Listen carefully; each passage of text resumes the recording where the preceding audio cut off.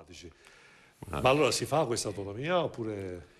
Allora, l'autonomia si fa senza ombra di dubbio, è una volontà che ha tutto il Movimento 5 Stelle nazionale e locale. Quando c'è stato il referendum, l'ho già detto anche in altre occasioni, il Movimento 5 Stelle ha appoggiato il referendum in quanto è comunque l'espressione popolare e noi, per quanto riguarda la democrazia diretta, siamo estremamente favorevoli affinché appunto il popolo venga ascoltato.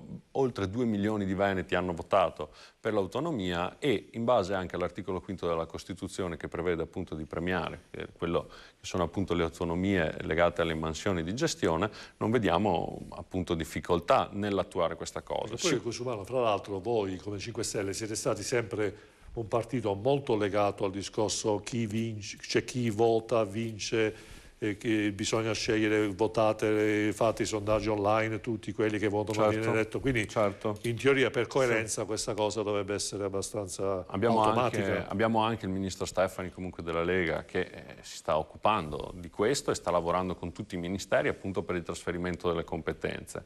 Su questo si sta lavorando appunto per rispettare quello che è il volere popolare, ma soprattutto anche in rispetto della Costituzione che è stata fatta dai padri costituenti. Insomma. Allora, senta...